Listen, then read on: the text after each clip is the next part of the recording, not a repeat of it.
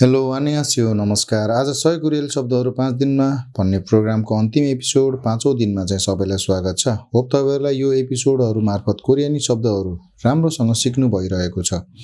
यस्तै अरु भिडियोहरुको लागि हाम्रो च्यानललाई लाइक, सब्स्क्राइब र साइडमा रहेको चाहिँ बेल बटनलाई थिचिदिनु होला भन्दै आजको डे 5 यानी कोरियाली पेशा भन्ने शब्दावलीहरुलाई सुरु गर्न चाहन्छु। साथीहरुको लागि यो हात सलाम हो, दुश्मनहरुको लागि यो हात सलाम हो।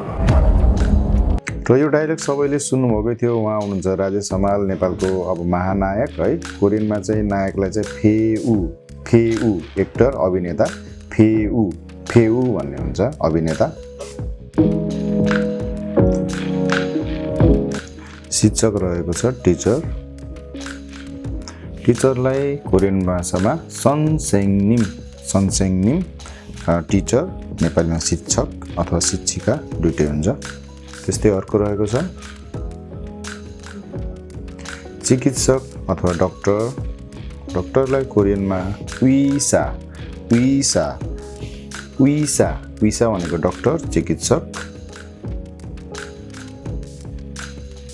त्यस्तै अब उहाँ यो फेस त तपाईहरु सबैलाई थाहा छ होला, सन्तोषा हुनुहुन्छ उहाँ। सेफलाई चाहिँ कोरियनमा चाहिँ योरिसा सेफ योरिसा। यो फेस पनि तपाईहरुले देखिरहनु भएकै हो। उहाँ चाहिँ अब बैंकर हुनुहुन्छ अनिल कुमार शाह। बैंकरलाई चाहिँ कोरियन भाषामा उनेङ्गा बैंकमा काम गर्ने मान्छे बैंकर उनेङ्गा। त्यस्तै उहाँलाई पनि तपाईहरुले राम्रोसँग चिन्नुहुन्छ। उहाँ चाहिँ हुनुहुन्छ ज्योति मगर, गायक हुनुहुन्छ। गायकलाई चाहिँ कोरियन भाषामा चाहिँ खासु सिंगर खासु।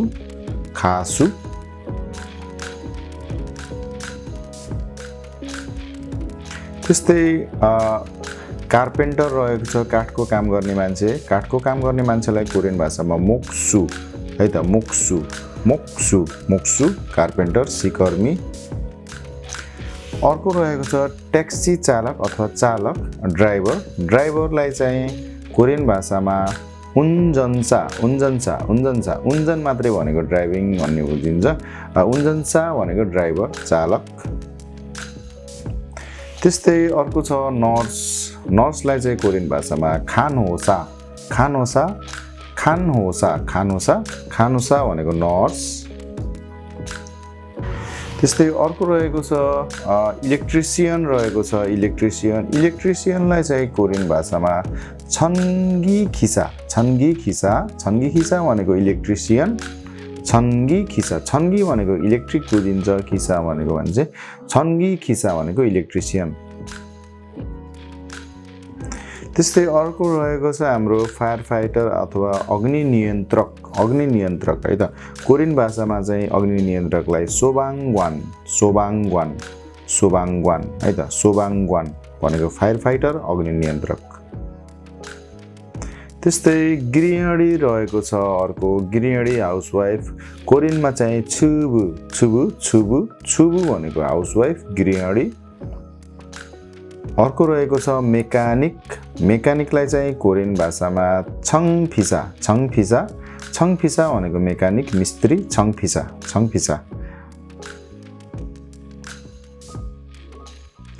अर्को रहेको छ हाम्रो फार्मासिस्ट, औषधि बनाउने व्यक्ति है। औषधि बनाउने व्यक्तिलाई कोरियन भाषामा याक्सा है त। फार्मासिस्ट औषधि बनाउने व्यक्ति याक्सा। त्यस्तै यो फेस पनि हजुरहरूले देखिरहनु भएकै फेस हो। विजय लामा हुनुहुन्छ। उहाँ चाहिँ पाइलट तथा अभिनेता हुनुहुन्छ। यहाँ चाहिँ मैले पाइलटको रूपमा लिएको छु। पाइलटलाई चाहिँ कोरियन भाषामा फिएङ्गी भनेको चाहिँ प्लेन भन्ने हुन्छ। फिएङ्सा भनेको प्लेन उडाउने मान्छे फिएङ्सा पाइलट फिएङ्सा। यो फेस पनि तपाईहरुले देखिरहनु भएकै फेस हो। उहाँ पनि हुनुहुन्छ एउटा वरिष्ठ प्रहरी निरीक्षक हुनुहुन्थ्यो। अहिले त उहाँ रिटायर पनि भइसक्नु भयो। रमेश खरेल पुलिस हुनुहुन्छ। पुलिसलाई चाहिँ कोरियन भाषामा खेङछालग्वान पुलिस प्रहरी 갱찰관. त्यस्तै प्लम्बर रहेको छ पाइपको धाराहरूको पानीको चाहिँ काम गर्ने मान्छे यसलाई चाहिँ कोरियन भाषामा फेङवाङगोङ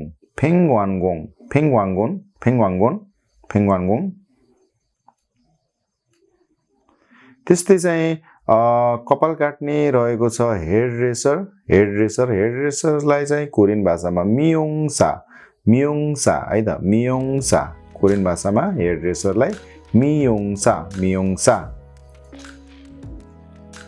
त्यस्तै किसान रहेको छ फार्मर किसानलाई चाहिँ कोरियन भाषामा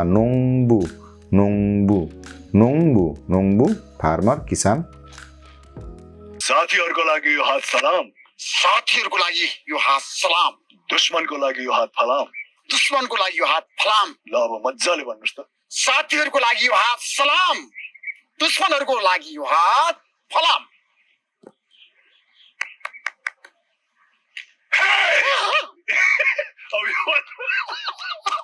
सर्ट भिडियो हालेको थिएँ मैले हाम्रो नाना क्रासन र हाम्रो वरिष्ठ पत्रकार ऋषि धमलाजीको अब चाहिँ हाम्रो ऋषि धमला नै हुनुहुन्छ उहाँ चाहिँ तपाईँहरू सबैजना चिन्नुहुन्छ त्यो क्लिप्स चाहिँ अब मलाई वान अफ द फेभरेट एकदम हाँसो लाग्नेवाला क्लिप्स थियो त्यही भएर नि राखेको र अर्को रहेको छ लास्टमा हाम्रो खिजा भन्ने छ जर्नलिस्ट पत्रकारलाई चाहिँ कोरियन भाषामा खिजा भनेर भनेको हुन्छ खिजा है त र यसै गरी कोरियाली 20वटा प्रोफेसन यानि कि पेसाका शब्दहरू पनि सकिएको छ र अब हामीले चाहिँ रिभ्यू गर्न गइरहेको छौँ फर्स्टमा रहेको थियो फेउ भनेको नायक अथवा कलाकार अभिनेता त्यस्तै सनसेङनिम थियो सनसेङनिम भनेको शिक्षक अथवा शिक्षिका त्यस्तै उइसा भन्ने थियो उइसा भनेको डक्टर त्यस्तै योरिसा भनेको चाहिँ हाम्रो सेफ त्यस्तै उनेङ्गा भन्ने छ उनेङ्गा भनेको चाहिँ हाम्रो ब्याङ्कमा काम गर्ने त्यस्तै खासु भन्ने थियो खासु भनेको गायक अथवा गायिका त्यस्तै मोक्सु भन्ने थियो मोक्सु भनेको सिकर्मी काठको काम गर्ने मान्छे त्यस्तै उन्जन्सा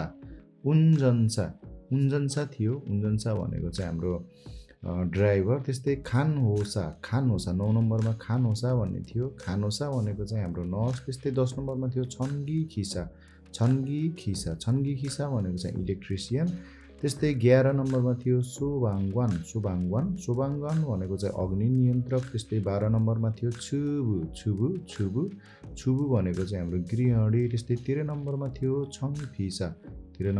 छङफिसा भनेको मेकानिक त्यस्तै 14 नम्बरमा थियो याक्सा भनेको हाम्रो फार्मासिस्ट औषधि बनाउने मान्छे त्यस्तै 15 नम्बरमा थियो फिएङसा भनेको पाइलट त्यस्तै 16 नम्बरमा थियो ख्याङछालग्वान भनेको पुलिस त्यस्तै 17 नम्बरमा थियो फेङग्वानगोङ भन्ने छ फेङग्वानगोङ भनेको चाहिँ हाम्रो प्लम्बर पाइपको अथवा पानीहरूको काम गर्ने मान्छे त्यस्तै 18 नम्बरमा थियो मियोङसा भनेको हेड ड्रेसर अथवा ब्युटिसियन पनि भन्ने गरिन्छ त्यस्तै 19 नम्बरमा थियो नोङबु भनेको चाहिँ हाम्रो फार्मर अथवा कृषक त्यस्तै 20 नम्बरमा थियो खिजा भनेको चाहिँ पत्रकार जर्नलिस्ट र यो सँगै हाम्रो 20वटा कोरियाली पेसाको शब्दहरू पनि भ्याइएको छ र अहिलेसम्म आज चाहिँ हाम्रो लास्ट डे रहेको थियो डे 5 कोरियाली 100वटा कोरियाली शब्द 5 दिनमा भन्ने एपिसोडको यो सबैसँगै चाहिँ यो पनि भ्याइएको सकिएको छ